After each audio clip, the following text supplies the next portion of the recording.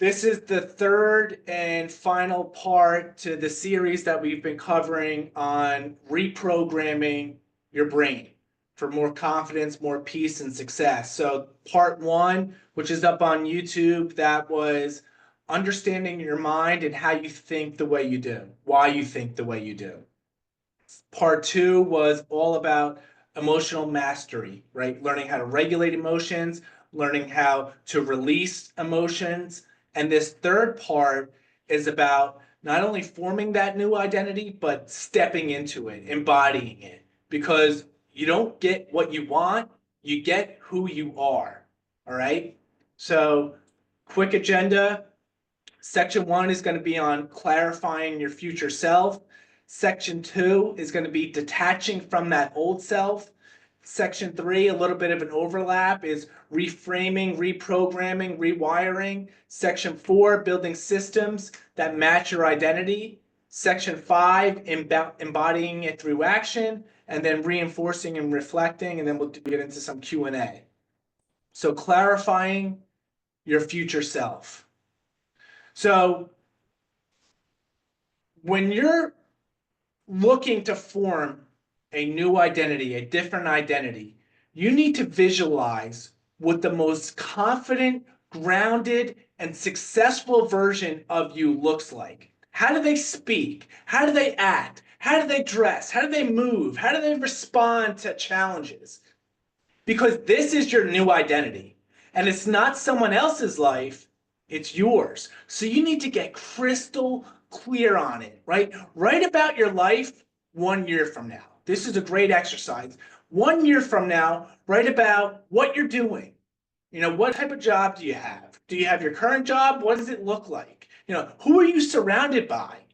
You know, what do your relationships look like? How do you feel physically, mentally, emotionally, spiritually? So write this down in vivid detail. Don't overthink it. Whatever comes to mind, it could be what kind of car you drive, it could be where you live, what your relationships look like. Just let it flow and then read that out loud every single day, preferably in the morning, every single day. So there's an incredible force that your subconscious, it feels the need to cling to an identity. But right now, it's clinging to old programming, right? So what the cool part is, though, you can choose your identity. You can step into that right here and right now. That whole fake it till you make it concept is a real thing. And it starts by aligning your habits, your thoughts, and your identity with that future best version of yourself. Why this has to matter to you.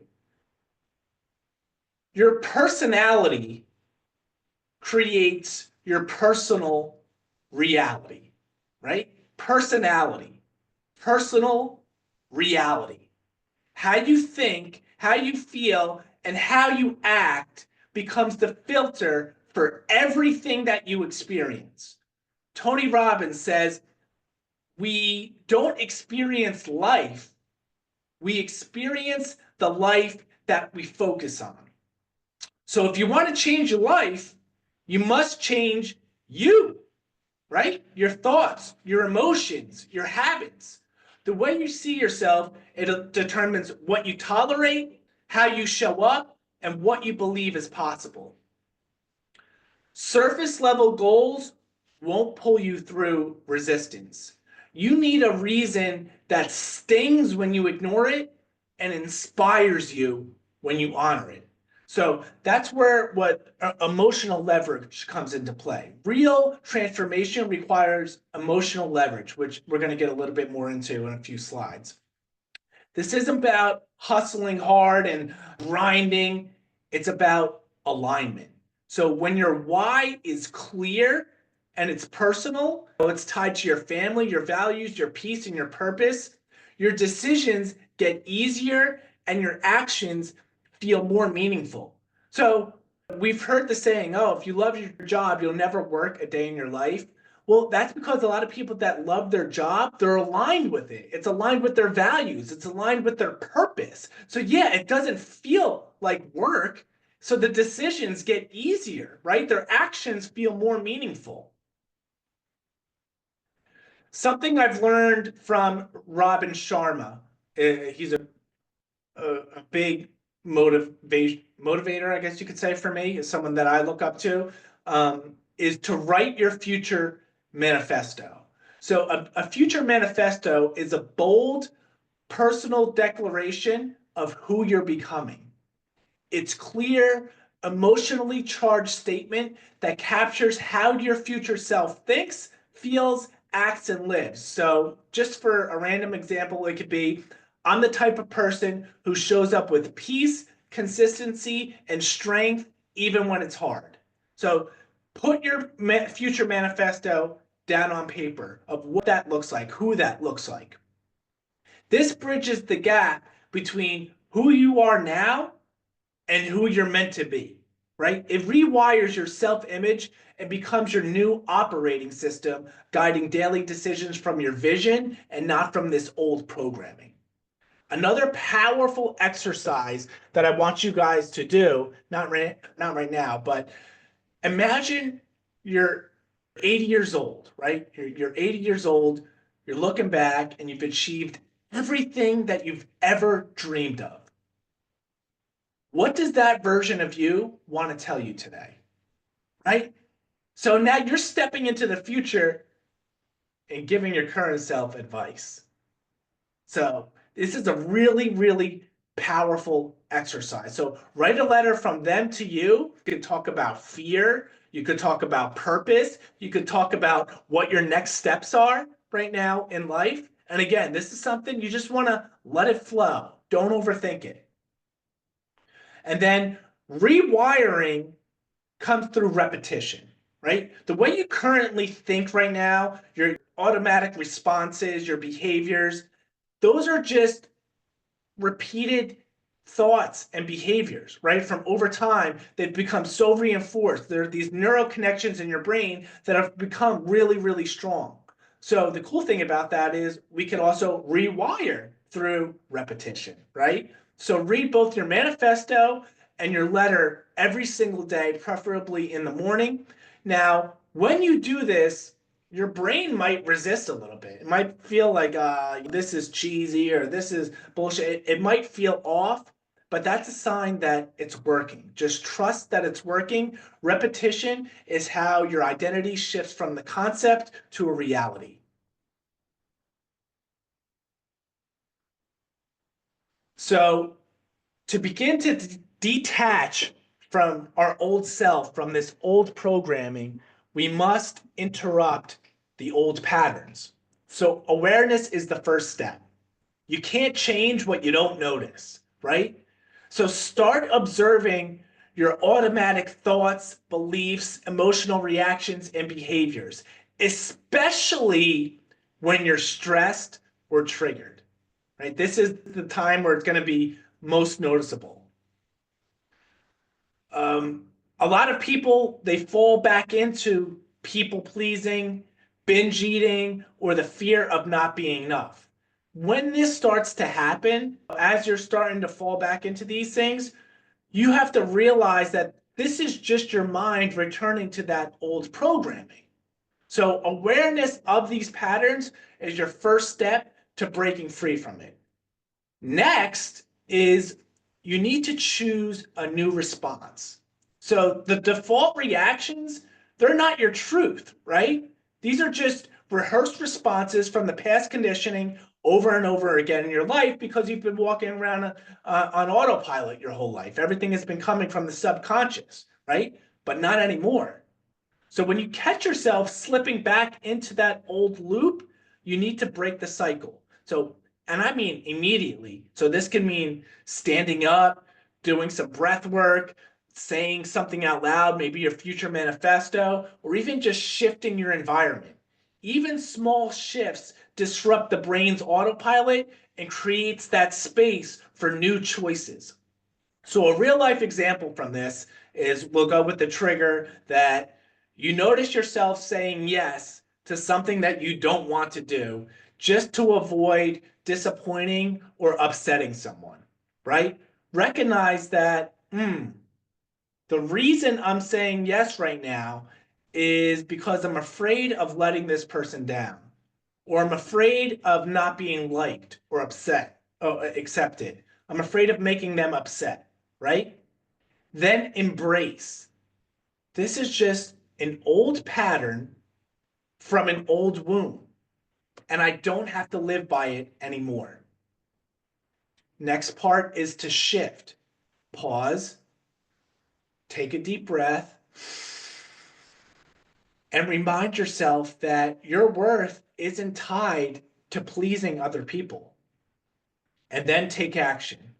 Kindly and confidently say no without over explaining or apologizing.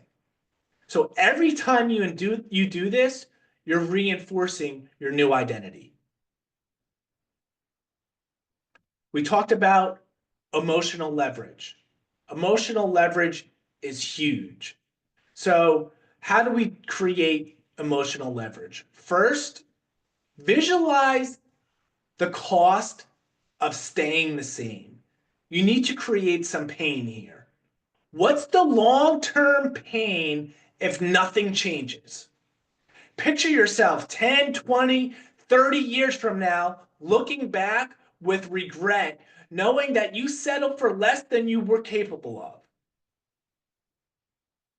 That's something tough to picture. That's something tough to sit with, right? If nothing changes, what does my life look like 10, 20, 30 years from now? What does that regret look like? What does it feel like? And remember that you will remain the same until the pain of remaining the same is greater than the pain of change.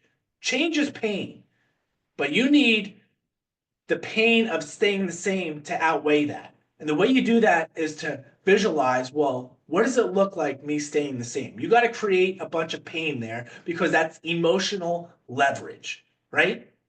Now, visualize the freedom on the other side of that. Imagine waking up every single day with peace, confidence, purpose, pride, more money, more freedom, better health, deeper relationships, a legacy built off leadership. Now let that emotion pull of your future self, the one who actually went for it, be stronger than the comfort of who you've been, right? So we have the pain of what it would look like if we stay the same. That's emotional leverage. And then what does it look like changing?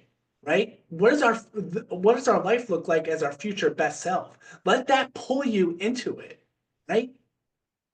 Leverage this emotion to commit. The brain doesn't change through logic, right? How many people know that I know that exercising is good for me. I know that eating healthy is good for me, but they don't do it, right? Because the brain doesn't change through logic. It changes through felt experience, emotion. Are you afraid of getting older and realizing that you didn't do enough to become your best self? Good. Anchor yourself in that transformation, right? To that deep personal fear of wasting your potential. And also to the pride, the peace, and the fulfillment that will come from living as your highest self. When your change is tied to this future self, to your legacy, what you want to leave your kids, you'll stop negotiating with your old identity. Reframing, reprogramming, and rewiring. So, one of the biggest things that changed my life and allowed me to step in to this better version of myself and this future identity of myself was reframing my mindset on failure, right? Shifting from this scarcity mindset to an abundant mindset.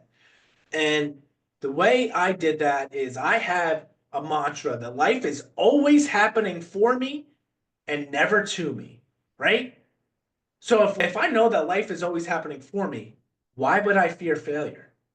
Right? That's part of life happening for me. I don't see failure as a dead end. I see it as redirection. as a lesson, as a growth opportunity, preparing me for something better, right? Because I know that life is happening for me. There's 3 reasons why you fail. You either need to learn, which makes you better, which is life happening for you, right? If you learn, life's happening for you. You fail because you need to grow, which makes you stronger. You get stronger, that's life happening for you, right? Or sometimes God just needs to reroute you towards something bigger and better around the corner. He's like, hey, dude, I know you're fixated on this right now, but there's something bigger and better over here. So he's going to throw some obstacles in the way so you get rerouted, right? When you adopt this type of mindset, failure becomes fuel. In a weird, twisted way, I almost get kind of excited about failure. Yeah, I'm like, no, this is what's good is coming from this, right? Your future self is going to be built through failure. When you can realize that, man, your whole mindset shifts on it. It becomes a lot easier to accept it and you're not avoiding it so much. So the confident, successful version of you is shaped by hard moments, not perfection. Every time you get back up after a failure, you're training your brain to respond with strength instead of shame, right? So many people and society, they made failure out to seem like it's a weakness, like it's a bad thing, like it's looked down upon. And I was conditioned that way too, because if I lost in wrestling, I was physically or mentally abused, or sometimes both. So I was terrified of failing, but also terrified of being judged by others for failing, right? Because I was always judged for failing. So when you can shift that mindset is when everything changes. Failure's not a bad thing. It's a good thing and it's a necessary thing. It's part of the process. If you knew you were 30 failures away from achieving your goal, how fast would you want to fail? Right? Your whole mindset would shift on it. You'd be like, oh, let me get these failures in. Like you almost get excited. Like, come on, I gotta fail, but I gotta get these 30 failures in to get to my goal, right? Well, you got to set, we don't know the set number, but there's a set number of failures that you have to get through to get to your goal. So start embracing these, right? It's a good thing. We want to expect the best. We want to visualize the best, but understand that failure is going to happen along the way. But you just need to even reset the way you even respond emotionally to that word failure, right? Even saying it out loud sometimes it still makes it seem like it's a bad thing. Failure. No, failure, it means learning. It means strength, growth, right? It means something bigger and better is around the corner. It means I'm getting closer. I'm getting closer. Each time you fail, you're getting closer, not further away. The next big thing, stepping outside your comfort zone, right? Everything that you want in life will always be just outside of your comfort zone. It's always going to be outside your comfort zone. Whether it's something with relationships, whether it's with a job, whether it's with making a certain amount of money, whether it's starting a business, anything at all that you want in life will always be just outside your comfort zone. But we don't want to go there, right? Why? One reason is what we just talked about. We're afraid of failure, right? But if we realize that life is always happening for us and not to us, it's like, oh, I'll step outside my comfort zone all day. Give me something uncomfortable. I know that this is either going to work out exactly how I want it to, or I'm going to learn, I'm going to grow, or something bigger and better is around the corner, right? So that discomfort, I embrace it because I know that life is always happening for me, not to me, right? The growth, the peace, the money, the freedom, the purpose, whatever you're craving in life will always be outside what feels safe and familiar. But the problem is, outside of fearing failure, your brain is wired for safety. It's not wired for success. So it sees discomfort as danger, right? It's going to do everything it can to keep you in a familiar state, even if that familiar state is struggle. It wants to keep you there for safety because it knows that. So stepping outside of that familiar state of struggle is uncomfortable, and it sees that as a threat, as danger. So it's like, no, stay here. We know what this is like. This is good, right? So recognizing that survival mechanism helps you override it with intention. This is why I always say that courage is more important than confidence, right? You shouldn't feel like fully confident about achieving your goals. If you do, then your goals aren't big enough, right? You should have confidence in yourself, but the goal itself, like you should feel that like, oof, I don't know, like if I'm totally capable of this right now, because guess what? Right now is not the version of you that's going to achieve that goal, right? It's the future version. So you don't need confidence to start. You need courage. Courage allows you to take the first step. Then you'll gain confidence along the way by acquiring skills and learning through experiences, through failure, right? But even just committing to action and following through on that builds confidence. So you don't need confidence to start. You just need courage. Courage will get you outside that comfort zone. Courage will allow you to take the first step towards the goal, and then you'll build the confidence along the way. This is huge. Upgrading your self-talk and challenging your inner critic. So there's three things that we're going to talk about right now. It's the subconscious mind, the ego, and the inner critic, because they all kind of overlap and work with each other. So the subconscious mind runs the show, right? About 95% of your thoughts, your emotions, your behaviors are driven by subconscious programs that were formed before the age of 10 years old. When your brain, your left side of your brain, the logical thinking side, it wasn't fully developed. It was in a theta state where your brain waves are slowed down, your subconscious is wide open. You were absorbing everything without questioning it, right? Because you didn't have that logical side developed. So you internalized everything, what you were told, how you were treated, what you observed. This became your internal blueprint for who you think you are. Based off of that programming, right? Based off of that subconscious, you then formed your ego. The ego is the identity that we consciously form based off of that programming, and it's who we think we need to be to thrive and survive in society. So it's not your true self, it's who you learn to be to feel safe, to feel accepted, to feel respected, to feel loved, to be successful. It clings to control, it clings to approval, status, because your brain is still wired to believe that rejection is danger. Because, back in the day, our ancestors, if they were rejected by the pride, they were screwed. So that was danger. We inherited that mechanism as part of our ego.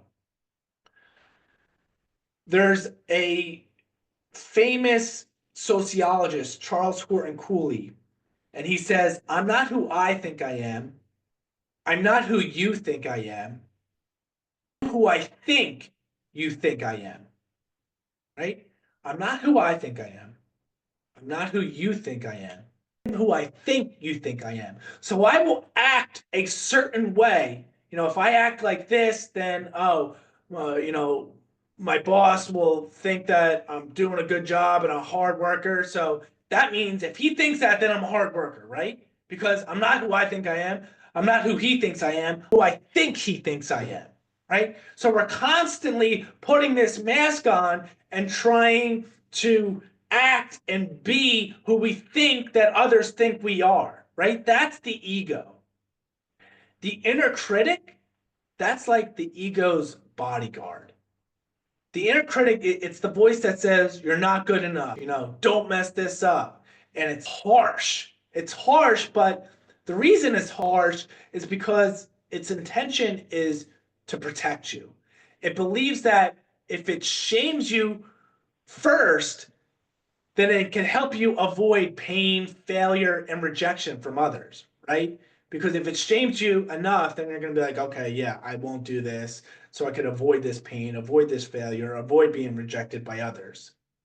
When it comes to your personal growth and your healing, you'll get to a point where you're like, dude, I'm transformed, I'm healed. I feel like I'm at this point. But even when you get there, doubt is still going to creep in, right? It's still going to creep in. Doubt creeps in on me all the time. And the reason it does is because I'm human, right? That's part of being human, right? We're not robots. And it's not a failure when that doubt creeps in. It's just your inner critic doing what it's trained to do. It's trying to protect you. So recognize the voice and you can even thank it. Hey, thanks. I know you're trying to keep me safe right now, but this is good for me. I need to do this, right? Consciously choose to respond as your future self. The doubt's going to keep creeping in. It's going to creep in all the time, right? It's just a matter of how you respond to it, right? Talk back to it. I like to just dap it up. Hey, thanks, man. I understand you're trying to keep me safe right now, but this is something I need to do. It's good for me. Trust me. I gotta step outside the comfort zone on this one, right? So all these work together. The subconscious holds the programming, the ego forms your new identity from it, and the inner critic enforces the rules. But now that you're aware, you can update the script and replace the fear-based self-talk with the voice of your future self. And this is how the real transformation begins. So building systems that match your future identity. First, we got to talk about this real quick, man. Motivation versus discipline. Man. Motivation is emotional. Emotional. Discipline is a decision. So what do I mean by motivation is emotional? It comes and goes, man. It's like a roller coaster. It's up and down, left and right. Oh, I just watched a nice clip on YouTube. I'm all fired up. I watched The Last Dance on Netflix. Like my motivation is high right now. You hear a good song, but that's all just how you feel in the moment. And if you rely on it, you're only going to take action when it's convenient or when it's exciting. Discipline is what carries you when those feelings are gone, right? And discipline is self-respect. It's how you build the belief that you can rely on yourself, right? It's built through repetition, through aligned with who you decide you are and not how you feel in the moment, right? Who you decide you are, not how you feel in the moment. Every time you follow through, you strengthen the identity of someone who honors their word. And what did we talk about before? The more you keep the promises you make to yourself, that's how you start to build incredible confidence. Someone that keeps their word, right? So don't negotiate with your old self. Set your non-negotiables the night before and honor them like a damn contract, right? Your future self is built by what you decide to do, not what you feel like doing. Your future self is built on what you decide to do, not what you feel like doing. If we're going to talk about motivation, then we need to talk about the motivation chemical, which is dopamine. Dopamine is that feel-good reward motivation chemical. It drives motivation, it drives focus and the pursuit of rewards. It spikes when you anticipate something pleasurable, which is what fuels behavior and goal seeking. Instant gratification, it hijacks your reward system and it depletes your dopamine. So stuff like eating junk food, drinking alcohol, smoking weed, scrolling on social media, watching porn, watching Netflix, right? All this constant, instant stimulation, it floods your brain. It explodes the dopamine in your brain all at once. So if you're constantly scrolling on your phone, eating junk food, watching Netflix, playing video games, watching porn, eating junk food, smoking weed, drinking alcohol. If you're constantly doing all that stuff, what are you going to feel like when you're not doing that stuff, right? You're going to feel unmotivated, down in the dumps. You're going to have brain fog, low energy, unable to focus. You're going to be overstimulated, irritable, right? And now, because you're just burning it all day long, your dopamine baseline drops. So how you naturally feel, how your natural motivation, energy, cognitive function, that baseline drops when you're depleting your dopamine all day long.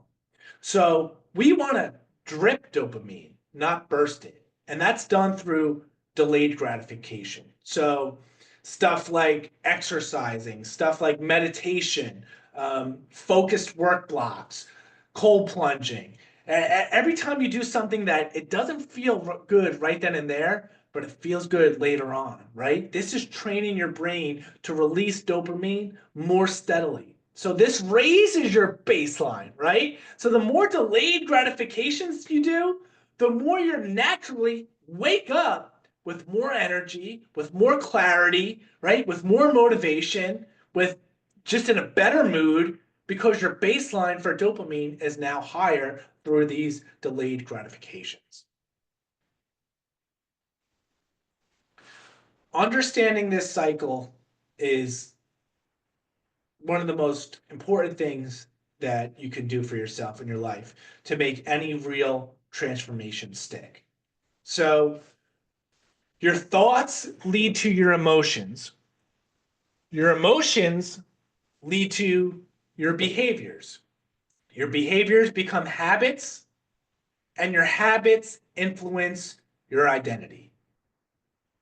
So if you have thoughts that you're not good enough, you're fat, you're ugly, you won't be able to accomplish what you want to accomplish, you're not strong enough, you're not smart enough, whatever those negative thoughts are, those are going to lead to negative emotions, stress, anxiety, insecurity, anger, resentment. No one likes those feelings, right? They don't feel good. So you want to escape those, right? So you want to escape, you want to run from those emotions, those feelings, you want to numb them, and you do that with negative behaviors, coping mechanisms, right? Smoking, drinking, binge eating, watching TV, playing video games, whatever. These then become habits. These habits influence a negative identity.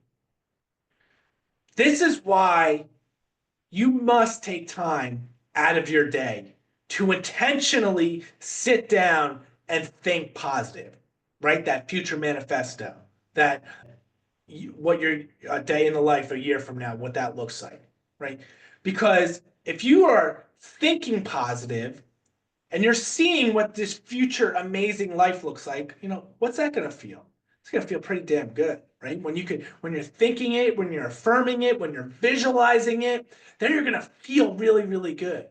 Well, if you feel really good, your behaviors are then going to be better, right? It's so much easier to work out when you feel good, isn't it? It's so much easier to eat healthy when you feel good, right? So when you start to take time out of your day to think positive, because remember, 95% of your day is spent on autopilot. This is why you need to intentionally sit down and do this.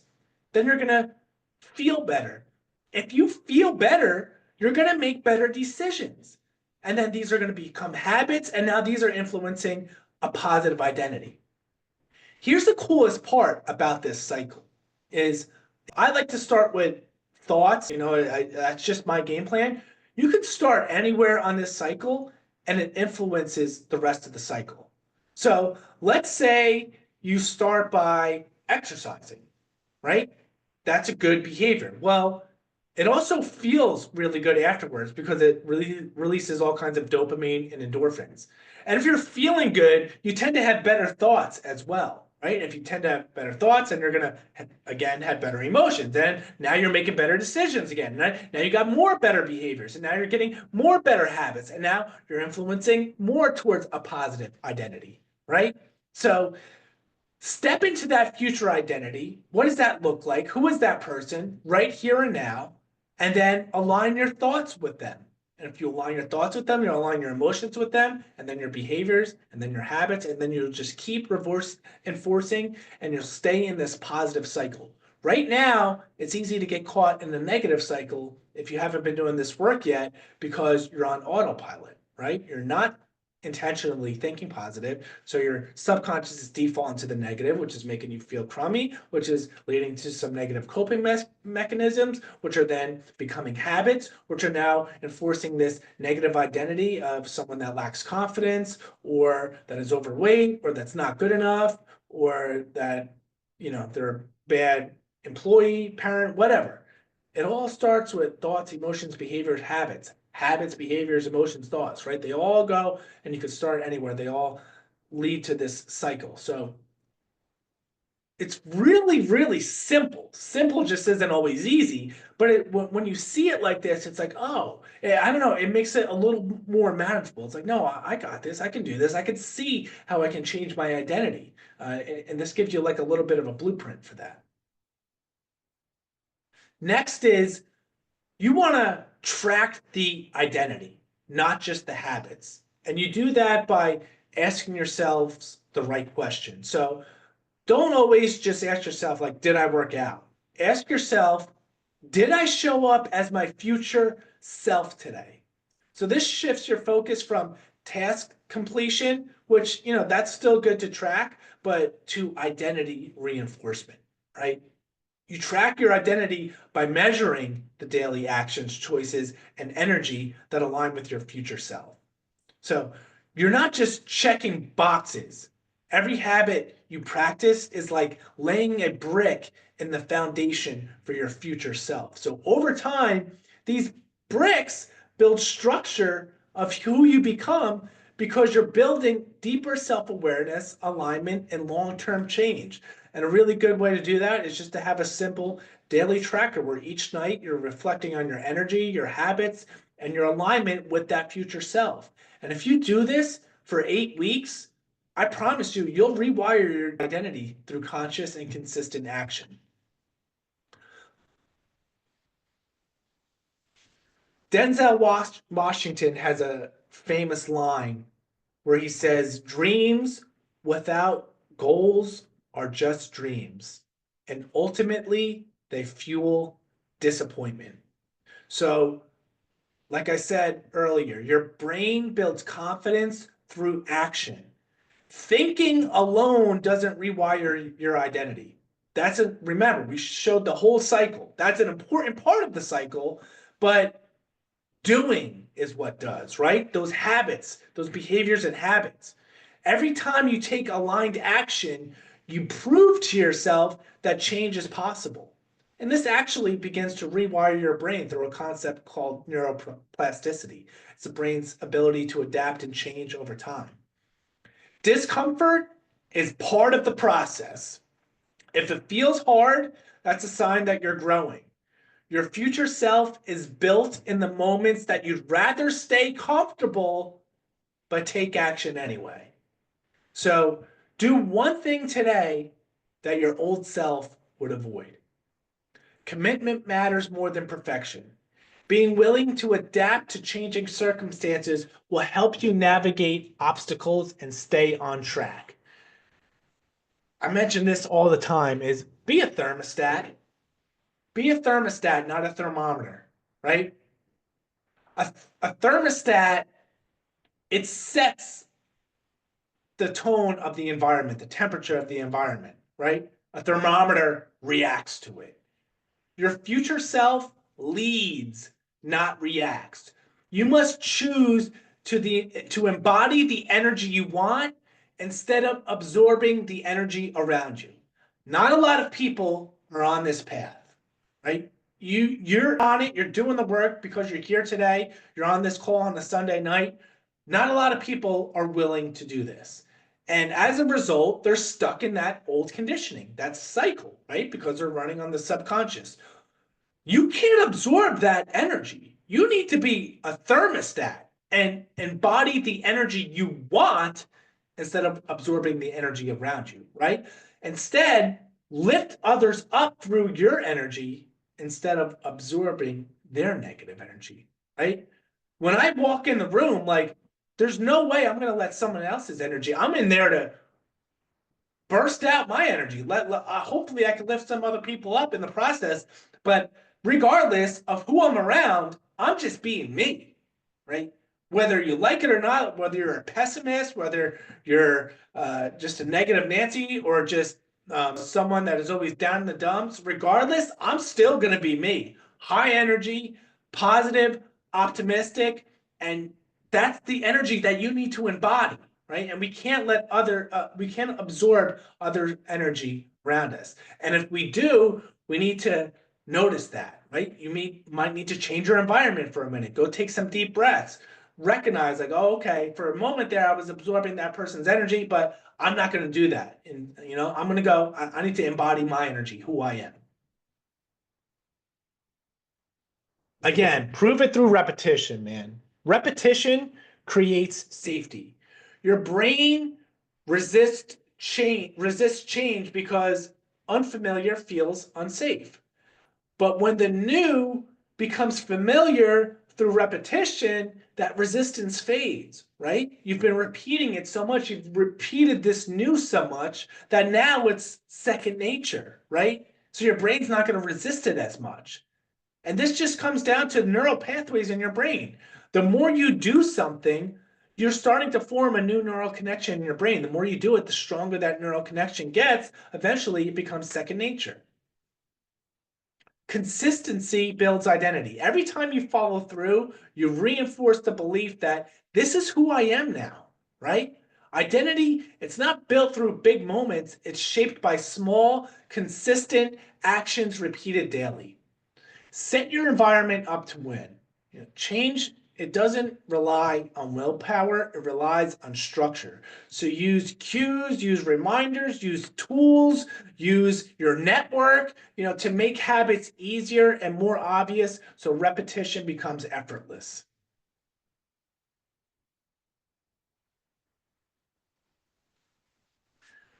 Daily alignment check. So reflect on whether your thoughts, your actions, and your energy matched the identity that you're stepping into. This keeps your transformation intentional and not accidental. So it's also important to reflect and say, where did I act from old programming today? Notice any reactions, habits, or choices that came from fear, insecurity, or just autopilot. And it's so important. This is such an important part. Don't beat yourself up when you catch this old programming. Guilt does not help, right?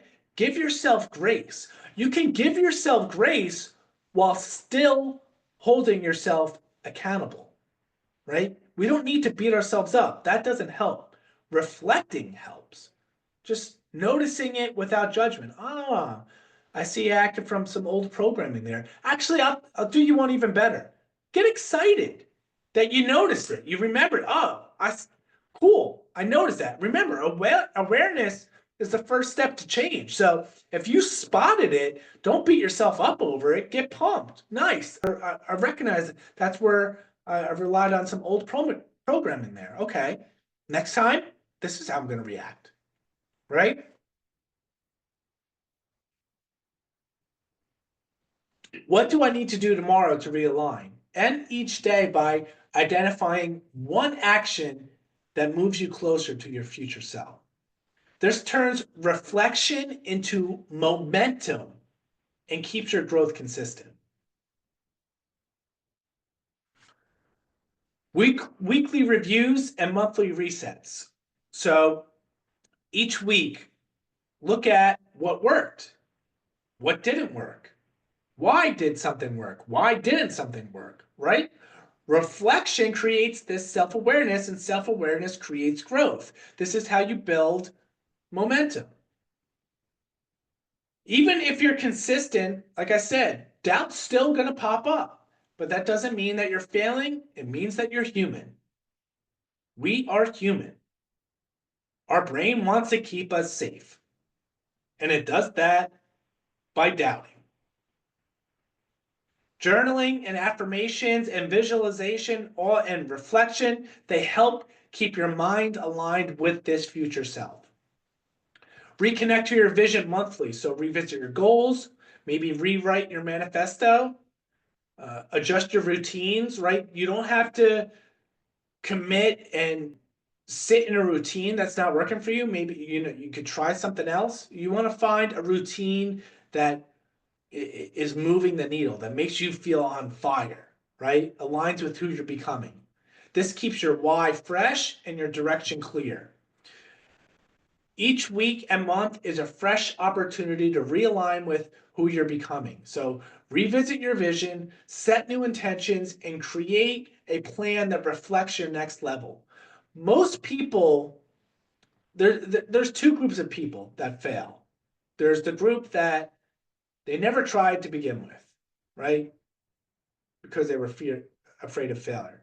The next group, they tried, but they still failed.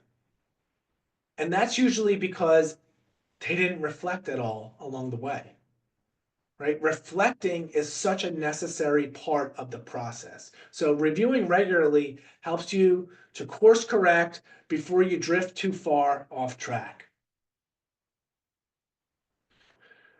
All right, so that's like 9 minutes to spare. So choose one thing that your old self would avoid and do it before the day ends tomorrow.